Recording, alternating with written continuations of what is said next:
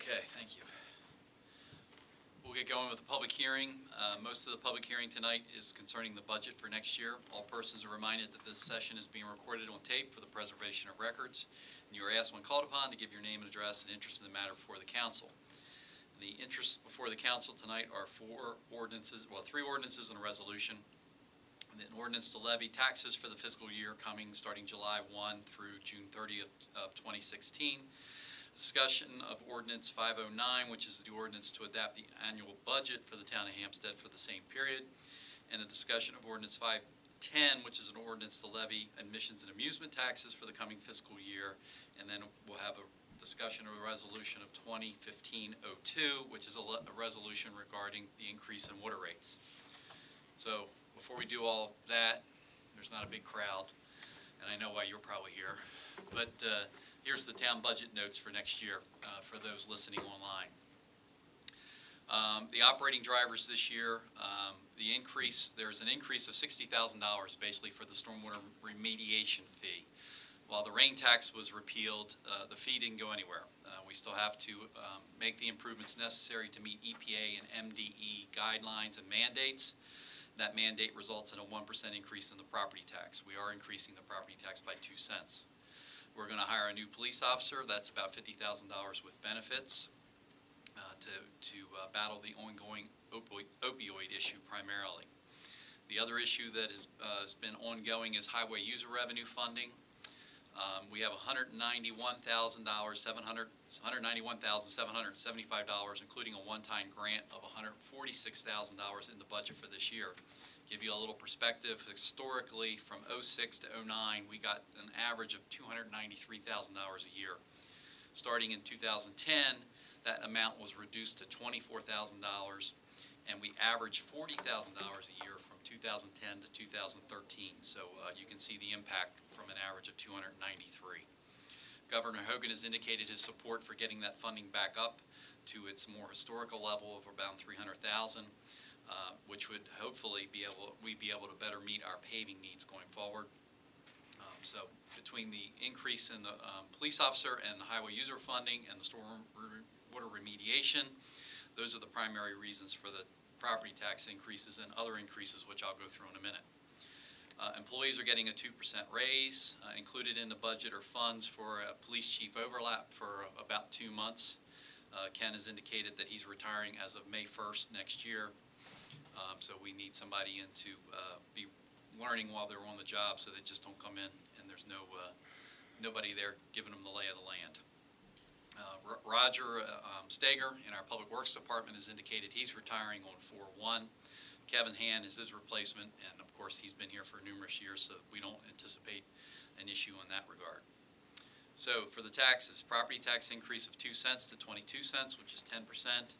It'll give us $112,000. Last increase was in 2002. Each increase of 1 cent gives us $56,000 in estimated revenue. Comparison, Manchester's at 21.6, Sykesville's at 35 cents, Tawnytown's at 37 cents, and Westminster's at 56 cents. So I hope everybody gets an understanding of how frugal we're being with spending of money. The business personal property tax is going to increase by the same 10%, by 5 cents to 55 cents. Comparisons there, Manchester 46, which is slightly lower, Sykesville 87.5, Tawnytown 80, Westminster $1.10. The amusement tax is going to increase from 6% to 7%. I know our Oakmont agreement we have there that we keep it at 6% if at all possible, but everything else increasing, we increase that by 1%, keeping it fair across the board. We advertise the increases in the Advocate, the Merchandiser, and on the town website, and there's 3 people here tonight. Local share of income taxes, one of the biggest drivers, the other biggest driver other than property taxes, local share of income taxes that we get, which is that little box that everybody checks off if they live in Hampstead, so that a fair share of that money that's spent on the state and county level comes to the town. We've seen no growth in that amount year over year, so we kept that at $735,000. Between the two amounts, between property tax and local share of income taxes, that works out to about $1.9 million rounded, which represents 65% of our operating revenue every year.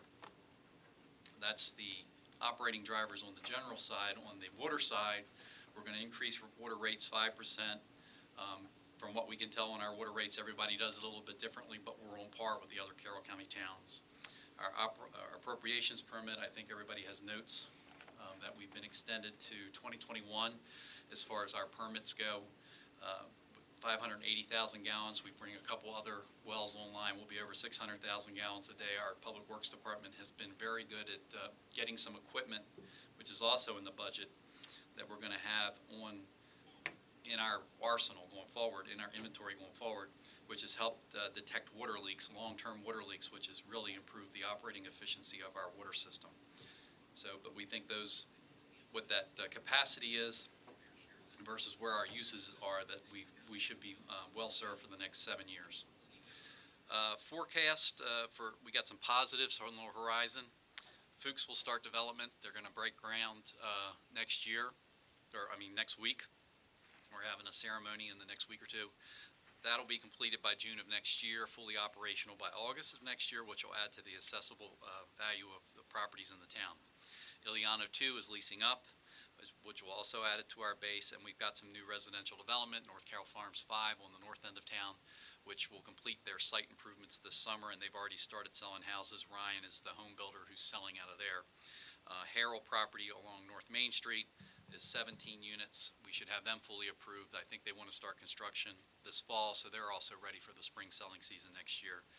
And then Steve Walton continues to develop additional condo units, so we're seeing the residential market come back a little bit. I think this is our second year in our assessable and our tri-annual assessment, so we have one more year with the assessments from before, and then hopefully we'll start seeing some increase in property values going forward. The evidence out there, I mean, it may be a little local, but there's several people who put up houses that we know who they got what they were asking for, and those houses were sold within a week. So it seems to me that some of the properties are coming back, and we are seeing a decrease in our foreclosed property base. So all good news on that end. Capital side, which is huge for us this year, given the Main Street project that's going on, we're basically eliminating a significant unknown with the start of that project. It will upgrade and help our system going forward for a number of years, given the old water line was in place from 1935. That will definitely bring a lot more efficiency to the town as well and set us up for the hopefully next 85 years. Bonding is budgeted, when we talked about it at our plan, at $2.8 million. I'm going to request that we go with $2.9 million to give us a little bit more flexibility.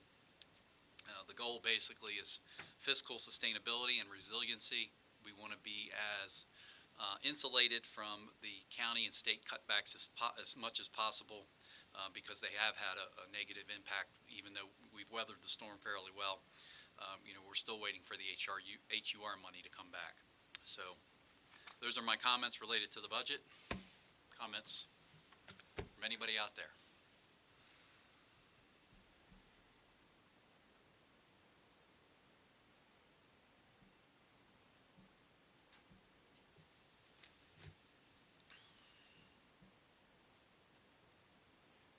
Anybody up here?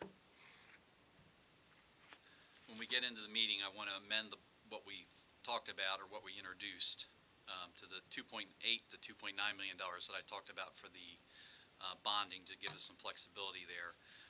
One tweak that I didn't catch before among all the numbers was next year in the water tower improvements, there's $12,000 which could come out because of the condition assessments that the Public Works guys are going to have ongoing. There'll be $100,000 in to be determined, though, because I'm sure when those assessments are done, they're going to come back and say you need to do X, Y, and Z.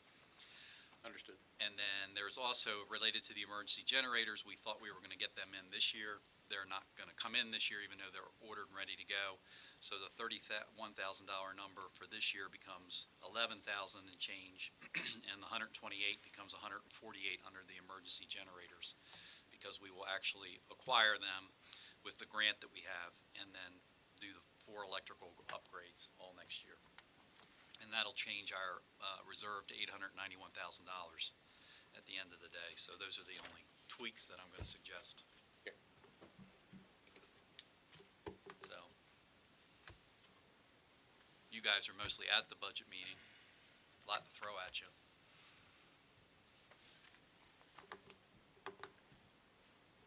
Just to be clear, you're opening up for discussion on any 4 of the items that are on the public hearing, correct? Yep, anything financial you want to talk about?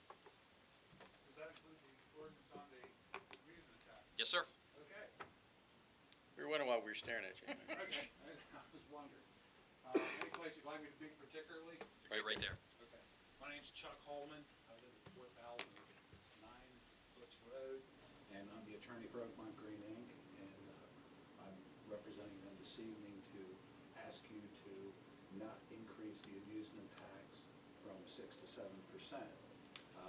And the reason for that is that it is a gross receipts tax on the greens fees and on the driving range fees at the golf course. We understand a increase in property tax, a 10% increase in property tax. The golf course is the only golf course now in Carroll County that's in a municipality, so we get a redundant real estate tax bill like each of you get for our real estate taxes. On the business personal property tax, we understand the increase there from 50 cents to 55 cents. That's a 10% increase. For us, we have a pretty significant business personal property tax. Again, it's a redundant item. Now, those 2 items are things that, you know, are part of the cost of doing business. And ordinarily, when you have the cost of doing business, you take the receipts and subtract the cost of doing business, that gives you a profit. And traditionally, the government charges you tax on the profit that you make. In the case of the gross receipts tax, the amusement tax, that's not the situation. It's on the total income. It's what we charge for greens fees and driving range fees. We pay a business personal property tax on the cart rentals. When we rent the carts, we pay a sales tax on that. So on virtually everything that goes on, we either pay a sales tax or an amusement tax on that. I heard the mayor mention this evening the stormwater management tax. Again, this goes back a ways, but the stormwater management in Oakmont, 89 of those homes, stormwater management is handled by the golf course. The golf course handles the maintenance of ponds and those things. It's a dual purpose thing, but it's not something that the government's paying for as far as those 89 homes are concerned. So, again, we understand that taxes increase, but you know, gross receipts also increase. We would hope that the town could be satisfied with the 6% mark gross receipts rather than increasing that. Thanks, Chuck. Any questions? Yeah, I looked at it up one side and down the other, and it just, I'm not seeing anything. The expenses are going up, and I mean, I know it's coming out of the left or the right pocket or the back pocket of you know, any taxpayer. We haven't increased taxes for 13 years on anybody, and it's just the needs that we have left us little choice than to do what we're proposed to do. Okay, and you know what, most respectfully, we have to make it work internally based on some of these external factors. And that gets to be more and more difficult, particularly when you're a golf course trying to do business inside of a municipality. We're now the only one. Used to be Wakefield inside of a municipality. But they've gone by the wayside for a number of reasons. Thank you. Thanks.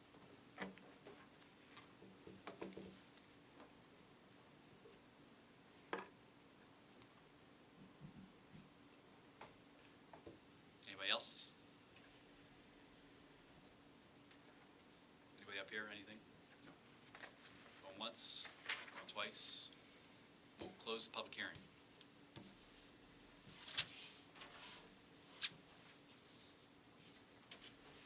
Will you just keep rolling? I can keep rolling if Yeah, you want. that's what we're doing. We'll go right into the regular meeting of the mayor and council. Please rise for the opening prayer and the pledge of allegiance. Instead of the opening prayer, do a moment of silence. Commissioner Weaver lost his father, Harry Weaver, and I think we just ought a moment of silence for the Weaver family.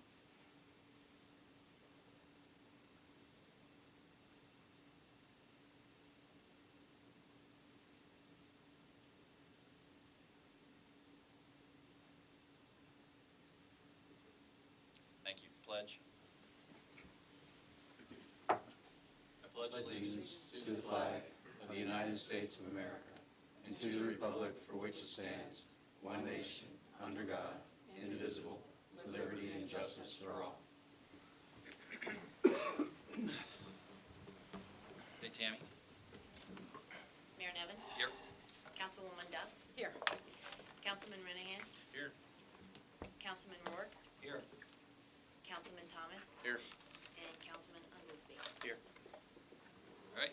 Minute approvals from May 13th. So moved. Second. Any discussion? All those in favor? Aye. Anyone opposed? Thank you.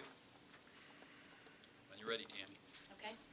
For the downtown revitalization project, for the water main replacement project, the notice to proceed was issued to Mid-Atlantic Utilities for June 1st.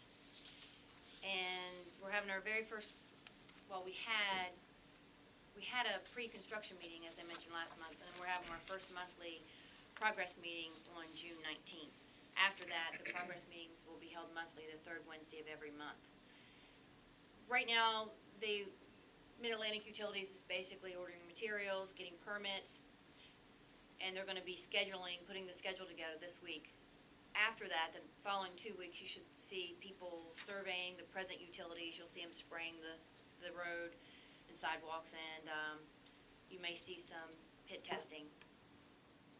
That might require some lane closures.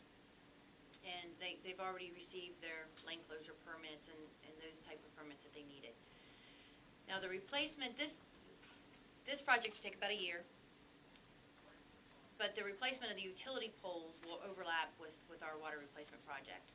So for our June 19th meeting, a representative from BG&E will be attending, so we can discuss how we can coordinate our projects. And the state permit for the water replacement project, and as I said, the lane closure permit has been issued. And Christie's working on our 11HT notice of intent to MDE. And she's working on the pollution prevention plan for water discharge, is what needs to be prepared to get the permit for the 11HT. And also, Mid-Atlantic Utilities will be speaking at the Hampstead Merchants Association meeting on June 16th at 9 a.m. if anybody wants to attend to learn more about the project.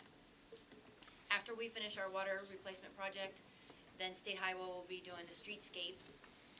And right now, we're working with them on the road transfer agreement. They wanted to add an additional 0.8 of mile to the project, so the transfer will go from the town limits of Hampstead to the town limits of Hampstead. So what we're discussing is whether that'll be a different road transfer agreement or it'll go in with the project. And I have a correction to the staff report you have in front of you. The walkthrough, we're gonna do a walkthrough on June 16th, and actually, it's just gonna be that additional 1/8 of a mile. We're gonna walk with State Highway to discuss the improvements that have to be, done to the road before they transfer it to us. And with the next project's North Carroll Farms 5, they've completed the improvements on Greenmount Church Road, and they plan to have base coat on all the roads in the development by the end of June. I've met with the county about the transfer of the county's portion of Greenmount Church Road from Hampstead town limits to the Route 30. And the county's preparing an MOU for the transfer, so we'll look at that when they send it to us. As the mayor said, that Ryan Homes is talking to customers in their Westminster model home, but they plan to have a model home at the North Carroll Farms 5, or to start building a model home at North Carroll Farms 5 location by the end of June here in Hampstead. We're also working with the developer part of their project is to build a pump house. They're doing the external part of the building, we're doing the internal part of the building. And we're trying to coordinate plans with them. They need to submit for the external and internal drawings to MDE, and they think MDE should be able to review it within a month. And the developer's meeting with BG&E today, or met with them today to discuss the transformer that will be built, because we need to bring electric to the parcel. And as everybody everybody knows, we have a Solar City project where they want to put solar panels on that same parcel. Solar City wants to work with the developer for North Carroll Farms 5, so they can both bring the electric in, and when they have a electric transformer on that parcel, the pump house, and then Solar City can connect to that transformer. But as I stated, North Carroll Farms 5 needs to have all the plans through MDE and talk to BG&E before they start discussions with Solar City. So hopefully they'll be able to coordinate efforts. But in the meantime, the Solar City project will probably be pushed back. We're hoping to have the solar panels installed by August, but it's gonna be pushed back. We really won't know until we have that first meeting. The Fuchs project, the PWA is finished, but we're waiting for a letter of credit from them so we can execute the PWA. I attended the Chamber of Commerce luncheon last month where Fuchs was the guest speaker. And as the mayor said, they plan to start building construction this summer. The building should be completed by the end of June of 2016. And they hope a full transition from the Owings Mills facility should be completed by September of 2016. The groundbreaking is scheduled for June 23rd, so the chief and mayor and council should have received your invitation by now. The town's been working with the fire department for a fall fest on October 10th, this fall, October 10th, 2015. We had our third meeting on May 18th, and everything's really coming together. NESAP is agreeing to participate. They're donating clothes for a scarecrow making activity. Hampstead Police said they could participate to having a canine demonstration. The barbecue store is going to have a competition. So flyers are circulating, so we're trying to get vendors to participate and have as many people involved as we can. We're also going to do like a scavenger hunt so we can get people to walk through the businesses on Main Street so we can have everybody included. The town, we're still working on a sustainable community application that's due by October. So the people that are involved should be hearing soon from Christy to have another meeting. There's a lot of information that needs to be gathered just to submit the application. On May 20th, the town accepted the Workplace Wellness Award at a ceremony hosted by the Partnership for a Healthier Carroll County. This award is given to an organization that demonstrates exceptional achievements in implementing employee health promotion and wellness programs. The annual Maryland Municipal League Conference is June 28th to July 1st. And the town staff that's attending have been registered and the hotel accommodations have been made. And they're doing something new this year. The Carroll County has sponsored booths for the 4 designated Maryland Main Streets, which that's Mount Airy, Sykesville, and Town and Westminster. We are not a designated Main Street at this time, but we've been asked to participate, so we'll be helping to man the booth. And there'll be a game with a booth, and everybody's been asked to provide door prizes. So Hampstead provided a door prize. It's a little notepad with our logo on it. And we've also been asked to provide some items for the main giveaway, a basket. And we've had very generous businesses in Hampstead offering to donate things for the basket, including the farmer's market gave us a tote bag to put in the basket. Carroll County had a stormwater mitigation tour. Christy attended it to see the different areas that the county's worked on and also the areas they're going to work on. And for all town employees, they've been given information. Our open enrollment is beginning this month. And so if they want to change their health benefits or add anyone, they can do it at this time. And that's all I have. Questions for Tammy?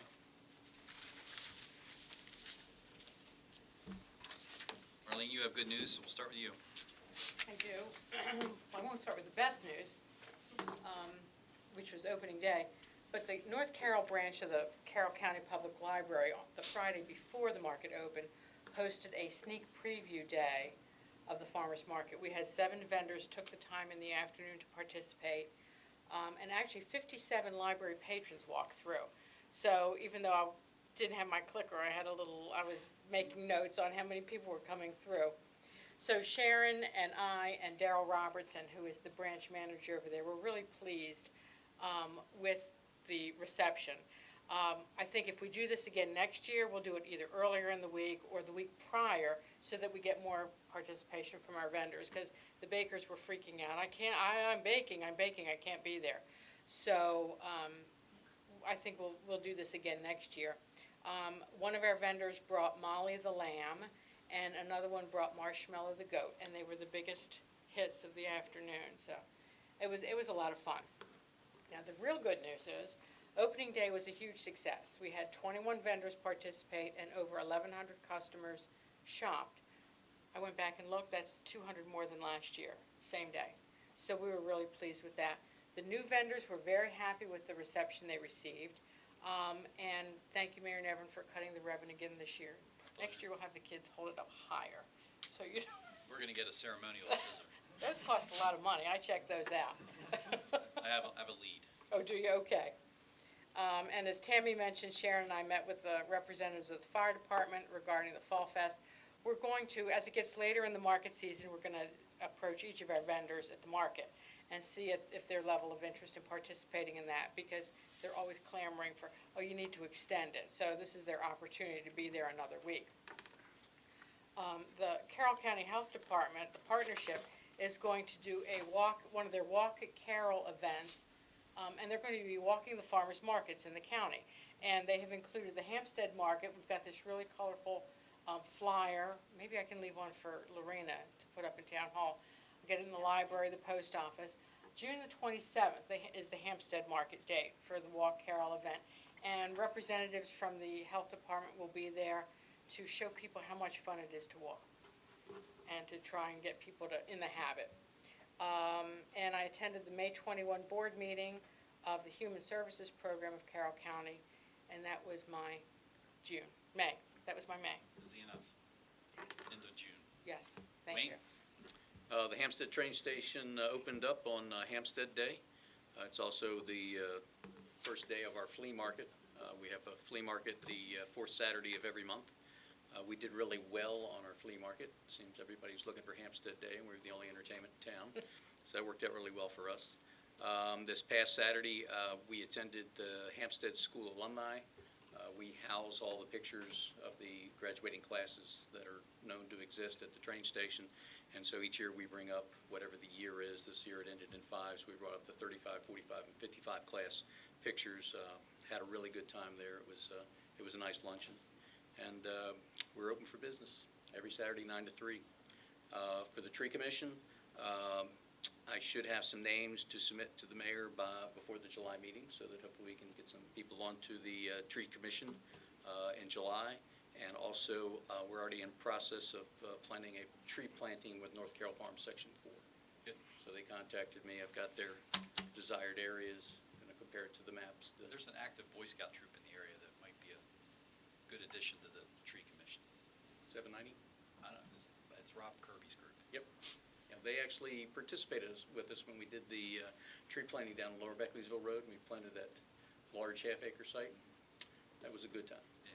We're going to be planting a lot of trees. Looks like about an acre of trees up there. Good. So, thank you.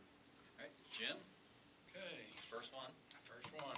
Planning and Zoning Commission in Hampstead met on Wednesday, May 27th. The minutes from the April 22nd meeting and the public hearing on the Harold property, Northside Estates, was approved. Tammy Ledley gave us her Main Street revitalization report. Tammy informed us that the town had received the sewer permit.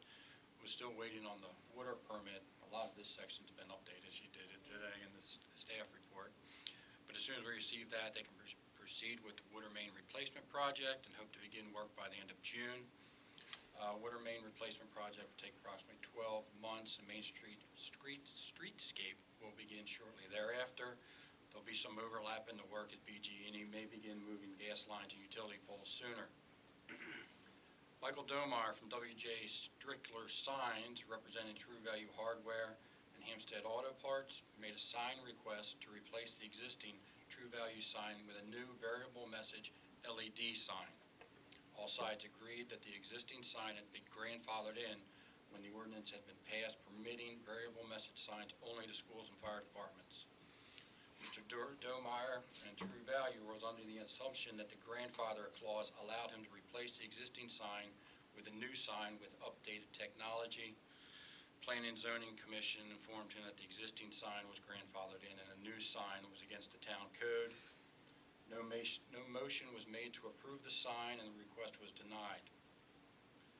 Next up, Doug Sullivan from Tevis Oil met with the commission requesting our approval to demolish the Schultz House.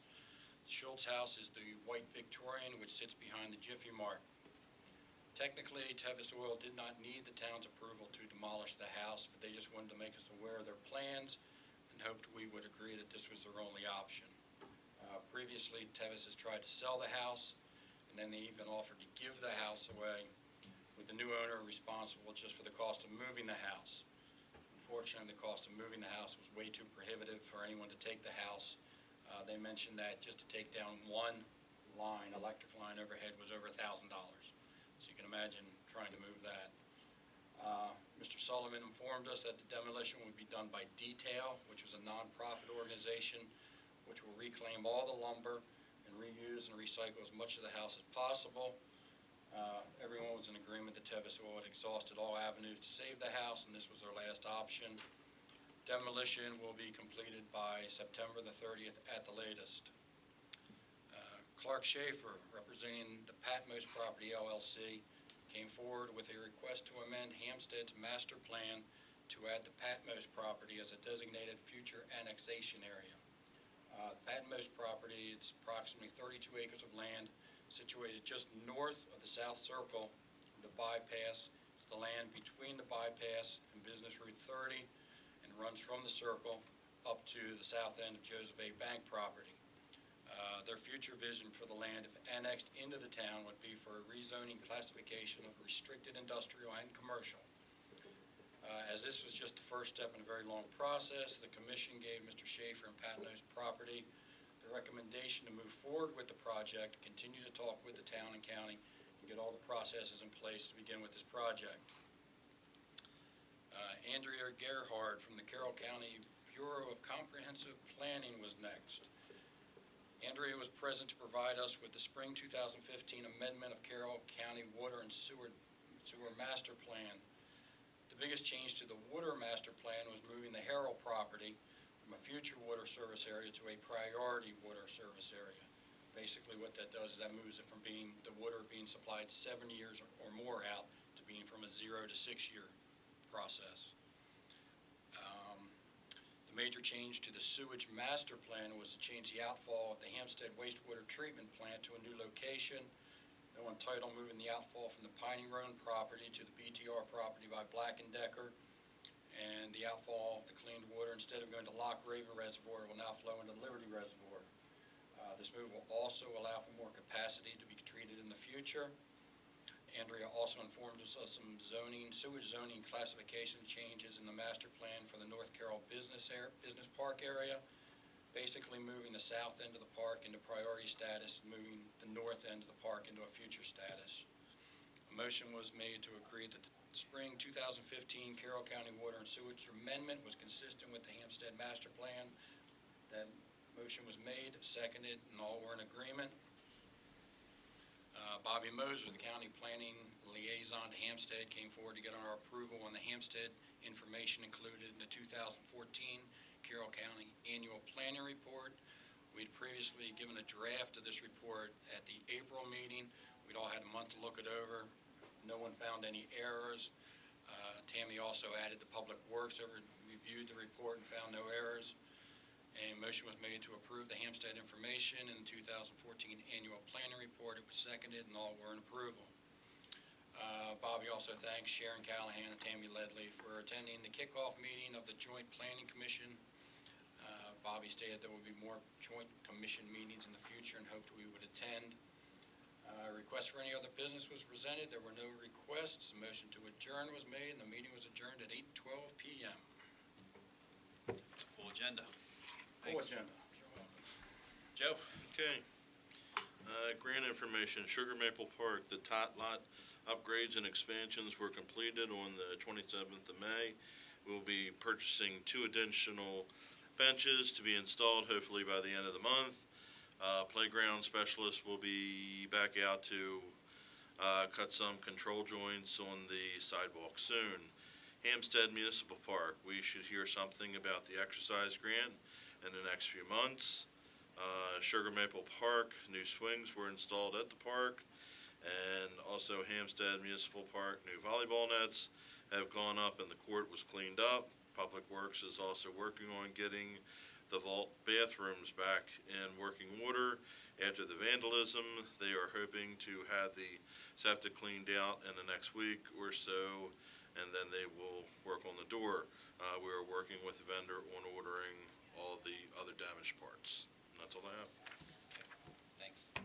And Dave, you're first. Thank you. May 2015, the average water usage was 395,000 gallons per day.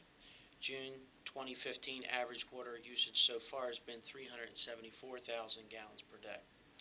The rainfall total for May 2015 was 2.1 inches, and over the last week, we've been raining, and it's already up to 1.03 inches for June 2015. Second quarter water meter reading and rechecks have all been completed, and the second quarter water sample for the MDE monitoring requirements have been collected and sent to the lab. The Panther and Hillcrest Street water tower will be inspected this spring, and they will do a washout of the towers and condition assessments, disinfection of all towers. The first tower is scheduled for June 18th and will be the Hillcrest water tower. That's all I have. Thank you. Chief? Hampstead police officers issued 217 citations and warnings in May. There were 7 crashes. 3 occurred on the excuse me. 3 occurred on the bypass at Route 482. 2 occurred on Main Street. No other street had more than 1. Serious crime during May. There was 1 burglary and 2 thefts reported. 7 assaults were also reported. The burglary involved the theft of prescription medications, and that remains under investigation. Identity thefts and frauds, usually resulting from people responding to unsolicited phone calls and emails, have risen. And it's our recommendation that you do not respond to those who request your information or business over the phone or internet. Protect your personal information and check your credit report at least once a year. I think you get 1 free one a year anyway. Arrests. Hampstead police officers made 7 arrests in May. 4 were adults, 3 were juveniles. Charges included assault, destruction of property, theft, and driving without a license, as well as possession of CDS. K-9 activity includes 6 scans, 1 for Manchester, 1 for Tawnytown, 1 for the Carroll County Sheriffs, and 3 for Hampstead. 6 arrests were made. Heroin, marijuana, and prescription medications were recovered as a result of those scans. The reason that doesn't really match up with the drug arrests is a lot of times if drugs are seized during those types of things, the drugs will be sent out for analyzing before charges are preferred, so you won't see an arrest related to a drug possession charge there. Staffing, we're prepared to fill our current vacancy and an additional officer in the upcoming FY16 budget. That additional position will allow HPD to be an active partner in the fight to reduce opioid addiction and the social decay that results. Community involvement. Lieutenant Gagler attended the Carroll County Tow Operators meeting at Dean's Restaurant on May the 14th. Sergeant Schwartz and I attended the campaign kickoff to combat underage drinking at Carroll County FOP office on Thursday the 14th. On May the 22nd, Sergeant Schwartz and Corporal Holland participated in a career day at Spring Garden Elementary School. On May the 23rd, Sergeant Schwartz, PFC Thorne, PFC Orem, and I inadvertently promoted PFC Winecoop, participated in the countywide Memorial Day weekend DUI enforcement initiative. The Maryland Special Olympics Torch Run was held on June the 3rd. Our leg began in Manchester and ended in Westminster. PFC Orem and PFC Thorne biked the route. Lieutenant Gagler was our agency's coordinator, and I represented the agency during the ceremony at Westminster City Hall. One event that I think was not mentioned by Tammy is the Matthews Car Show that is June the 27th, 3 to 7 p.m. Saturday, yeah. And I think they'll do a barbecue contest that day too. Yes. Not sure. Yes, they will. Yeah, that. She's got the permit, so. But that's usually a pretty good show. So the reason we were involved is because they're going to shut off that part of the road on Black Rock Road again.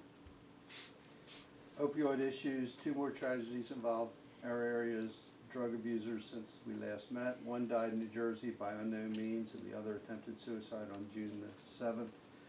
Although PFC Halterman's medical attention at the scene sustained life long enough to get him to the hospital, as of this writing, he was clinging to life with little hope. In those 2 families, children will grow up without their fathers.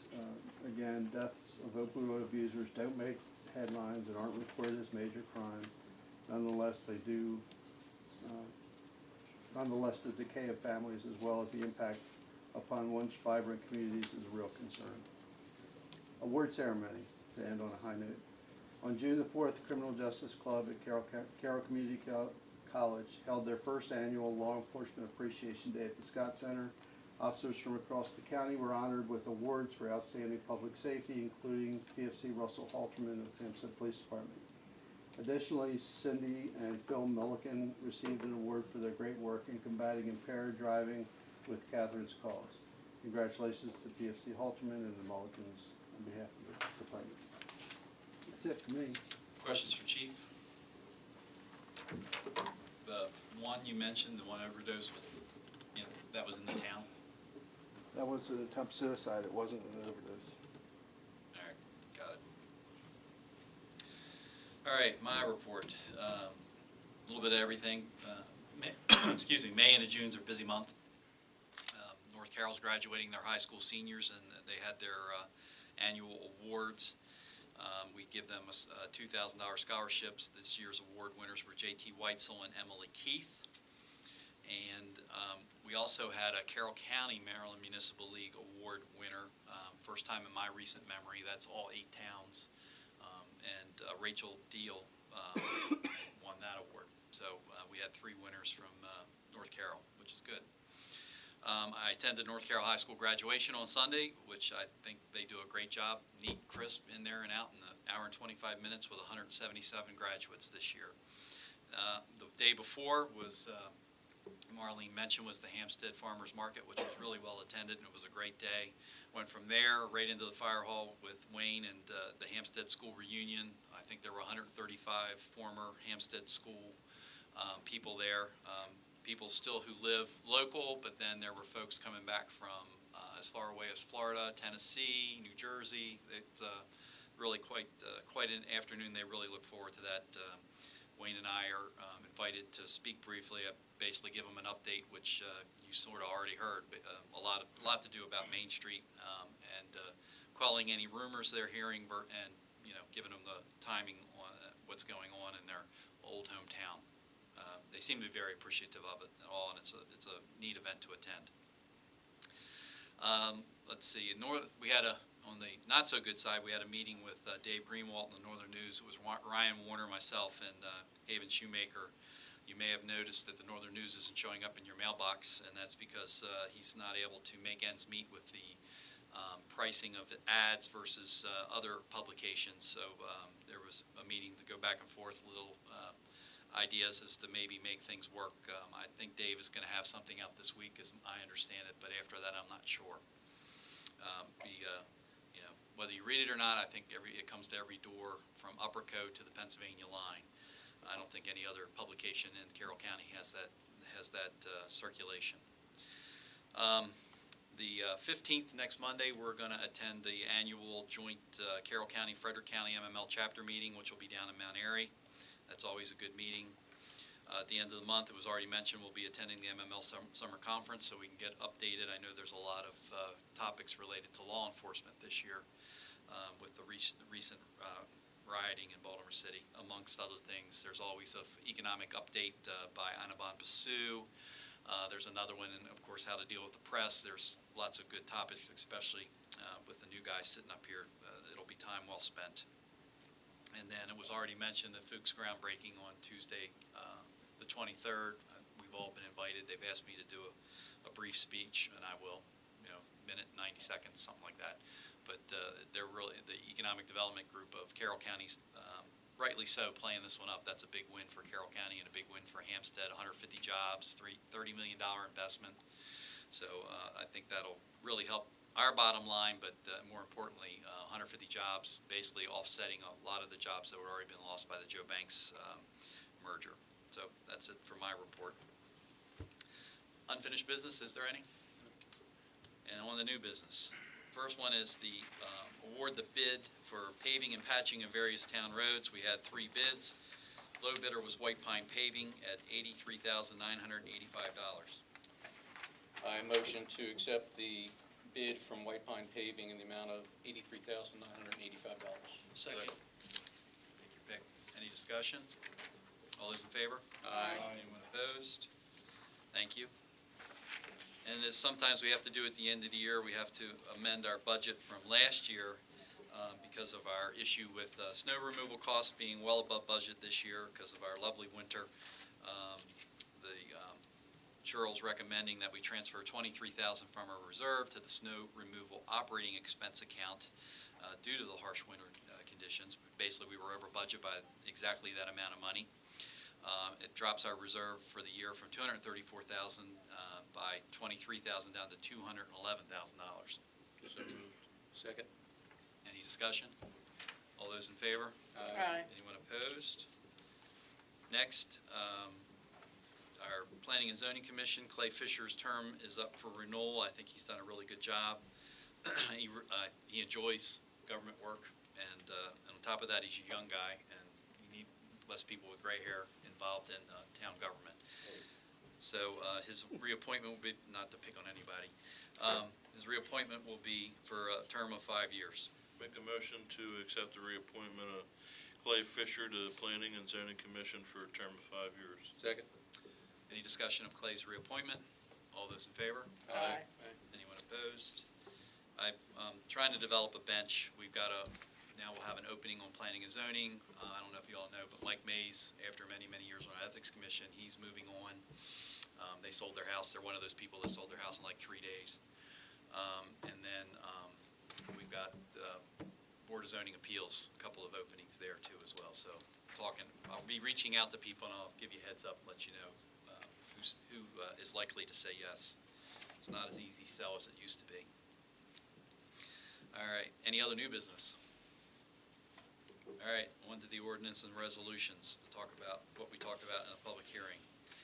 First one is an adoption of ordinance 508, which is the ordinance to levy taxes for the fiscal year 2016, which relates to the real property tax and the business personal property tax. So moved. Second. Any discussion? Roll call. Sure. Tammy? Yes for roll call. Oh, I'm sorry. All right, so vote. Councilwoman Duff? Yes. Councilman Thomas? Yes. Councilman Renahan? Yes. Councilman Rourke? Yes. And Councilman Unglesby. Yes. Thank you. Next one is the adoption of ordinance 509, which is the ordinance to adopt the annual budget of the town of Hampstead for the period July 1, 2015 through June 30, 16. So moved. Second. And I would, as I talked about, request the amendments that were on the capital plan to include increasing the bonding from 2.8 to 2.9 million in the FY 216 column. And then the $12,000 that's under water tower improvements is $12,000, that's zero. Under emergency generators, there's 2 numbers that'll change there. The 128 becomes 148, and the 31,732 becomes 11,732. That's an issue of timing. We're just not going to get the grant money in or spend that money until July 1 of next year. Okay, so accept the adoption of ordinance. One more. I'll go ahead. And then under water tower improvements, under to be determined, there's going to be, once these guys are done, I guarantee there'll be $100,000 of improvements that we have to make to our water towers. We haven't really done anything, had to do anything for 10 years there at least. And that would change our reserve to $891,401. Now, if you want to make that. Okay. Adoption of ordinance 509, ordinance to adopt the annual budget of the town of Hampstead for the period of July 1st, 2015 to June 30th, 2016 with changes mentioned. Second. You all right with that, Wayne? Yeah, that works. All right. Okay. Any discussion of that? All those in favor? Aye. Anyone opposed? Next one is the adoption of ordinance 510, an ordinance for the levy of emissions and amusements, which takes it from 6% to 7%.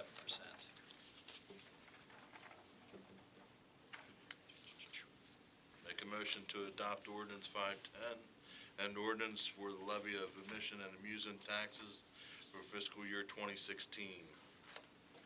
Second. Discussion? You want a roll call, or you want to just go? Go. All those in favor? Aye. Anyone opposed? Then finally, not finally, let's see, adoption of Resolution 205/02, which is the resolution regarding the increase of water rates by our typical 5%. Make a motion we adopt resolution 2015-02. Second. Any discussion? All those in favor? Aye. Anyone opposed? Now finally, we're going to introduce ordinance 511, which is basically, I think Wayne caught most of these. It's an ordinance to line up references in our code to the county's code. So when we talk about one on one end, it matches what's said in the county code. Make a motion to introduce ordinance 511. Second. Any discussion? All those in favor? Aye. You think we need a public hearing on this? Yes. Well, it's got to go to the Planning and Zoning Commission, then public hearing. Have fun with it. Will do. Public comments. Go once, twice, and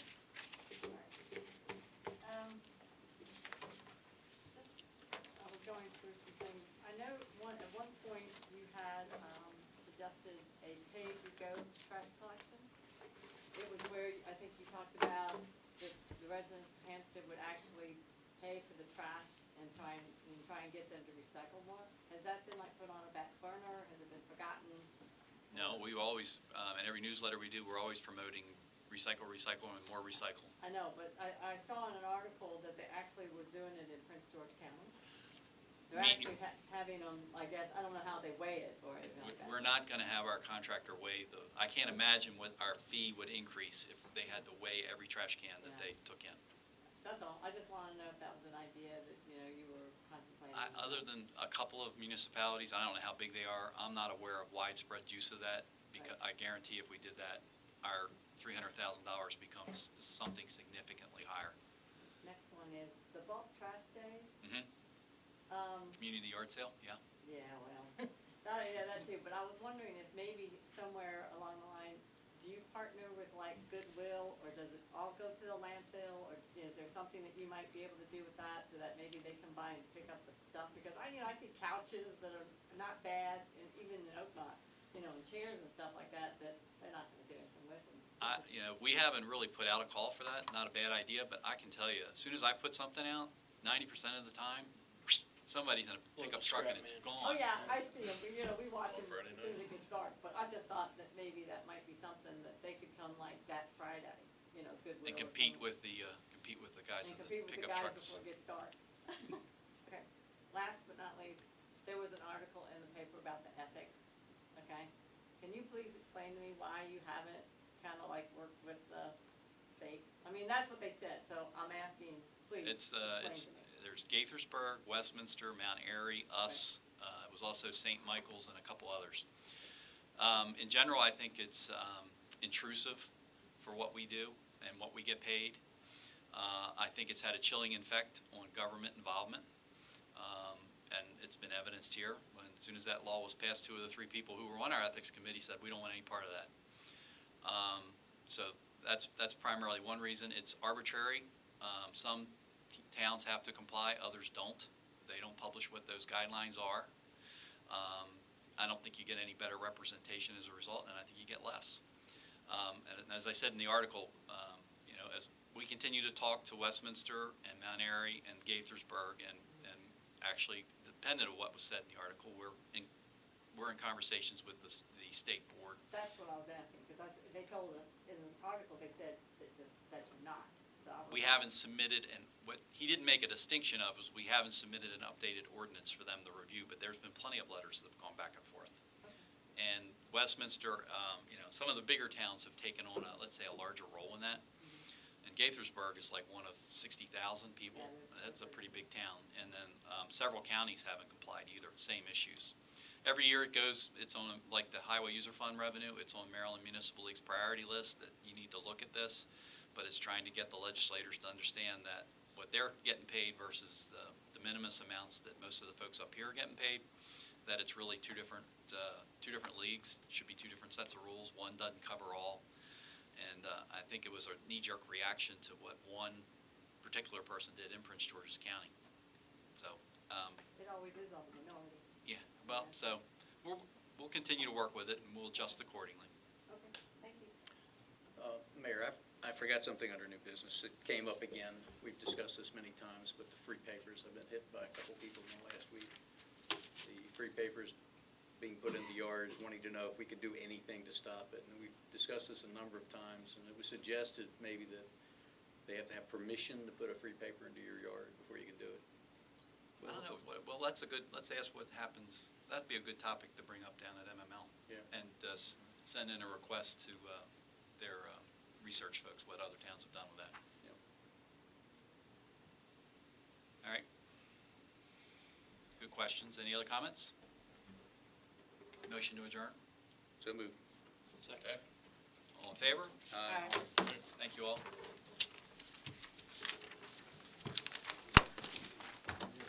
Okay, let's go look at maps. The development plans for North Carolina Farm Section 4